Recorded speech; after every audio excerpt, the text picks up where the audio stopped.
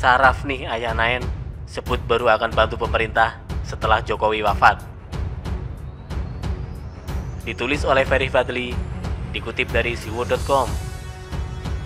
Ada pepatah mengatakan, semakin tinggi pohon, maka semakin kencang diterpa angin. Hal inilah yang dialami oleh Presiden Jokowi. Sejak menjabat sebagai wali kota Solo hingga menjadi presiden, ia tak henti-hentinya diterpa badai.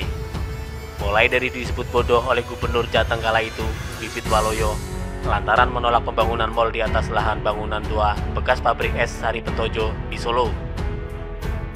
Padahal alasan Jokowi menolak pembangunan pusat perbelanjaan modern itu masuk akal loh. Yakni, jika mal dibangun, maka rakyat kecil yang sudah puluhan tahun berjualan di sana akan tersingkirkan, sehingga mereka kehilangan penghasilan. Selain itu, bekas bangunan pabrik es Sari Petojo yang sudah berdiri sejak tahun 1888 itu lebih baik dijadikan cagar budaya daripada dihancurkan dan dijadikan mal. Begitupun saat hendak mencalonkan diri sebagai gubernur di Pilgub DKI 2012 lalu, orang-orang partai banyak yang tidak mau mendukungnya. Terbukti hanya 2 partai saja yang mau mendukung Jokowi kala itu, yakni PDIP dan Gerindra. Namun berkat kerja keras dan memiliki track record yang baik selama memimpin Solo, Fauzi Bowo, sang petahana yang didukung oleh banyak partai, akhirnya berhasil ditumbangkan. Tidak pelak, levelnya pun sudah jauh di atas orang-orang yang telah menghina sebelumnya, yakni Bibit Waloyo. Jika Bibit hanya menjabat sebagai Gubernur Jawa Tengah, maka Jokowi menjabat sebagai Gubernur DKI Jakarta, yang daerah dipimpinnya tersebut merupakan etalase bangsa. Begitupun menjelang Pilpres 2014, banyak pihak yang meragukannya. Misalnya JK yang pernah menyebut negara akan hancur jika Jokowi nyapres, dan Ruhut Sitompul yang pernah mengatakan pengusaha mebel tidak layak jadi presiden. Tapi apa yang terjadi? Pernyataan Ruhut dan JK itu pun terbantahkan semua.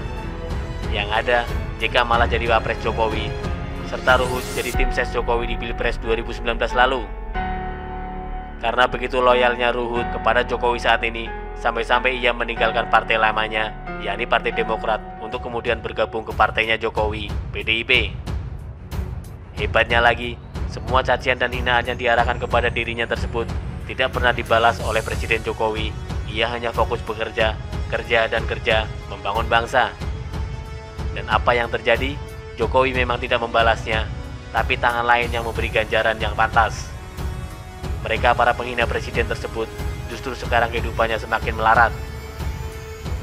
Contohnya, si Hermawan Susanto yang dulu pernah mengancam hendak memenggal leher Presiden Jokowi, ujung-ujungnya dia masuk penjara. Bahkan mirisnya lagi, si Hermawan ini harus melangsungkan pernikahan di penjara akibat dari perbuatan tidak terpujinya itu. Begitupun dengan Ratna Sarumpait yang pernah berniat jahat hendak menjatuhkan Jokowi menjelang Pilpres 2019 lalu. Sampai-sampai ia melakukan oplas segala hanya untuk menggiring opini bahwa dia telah dianiaya oleh lawan politiknya. Gak menunggu waktu lama, langsung terbongkar deh oleh polisi oplas yang mengaku dianiaya itu. Tidak pelak, Ratna pun harus menelan pil pahit, sudah jatuh tertimpa tangga, tertimpa kotoran kadrun pula. Sudah harus berurusan dengan aparat penegak hukum, dipecat dari BPN Prabowo Sandi, dan sekarang ia sudah tidak dipercayai lagi oleh masyarakat. Terbukti, semenjak keluar dari penjara hingga saat ini, ia sudah jarang, bahkan tidak pernah lagi menyampaikan statement di media. Yang lebih viralnya lagi, paranormal kadrun Ki Gedeng Pamungkas, entah karena begitu tidak sukanya kepada presiden, ia mendahului tugas malaikat maut, yakni meramal Presiden Jokowi akan meninggal pada tahun ketiga setelah menjabat sebagai presiden karena sakit. Tapi apa yang terjadi? Hingga saat ini Presiden Jokowi sehat-sehat saja. Yang ada Ki Gedeng Pamungkas sendiri yang tutup usia di Rumah Sakit Mulia Pajajaran Bogor pada Sabtu 6 Juni 2020 lalu karena komplikasi penyakit diabetes dan jantung. Teranyar yang sepertinya ingin Jokowi meninggal dunia adalah Ustadz Koplak digoreng dadakan yang suka main ayam, Tengku Zulkarnain. Bagaimana tidak? Ayah Naen, si mantan penyiar RRI ini, baru-baru ini menyampaikan pernyataan yang asyik tenan, yakni kalau Presiden Jokowi wafat atau meninggal dunia dan Kiai Ma'ruf yang jadi presiden, baru dia akan mendukung pemerintah. Tapi ada Jokowi di situ ya, separuh-separuh. Kalau Jokowi wafat, Kiai Ma'ruf jadi presiden, baru saya banyak membantu. Ujar Zul seperti tanpa bersalah.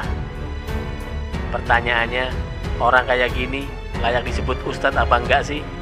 Kok adab dan ilmunya sama-sama rendah gitu? Cuma mulutnya saja yang selalu ketinggian. Lagian juga, emang Jokowi butuh bantuan lo, Drun? Tidak, Ferguson.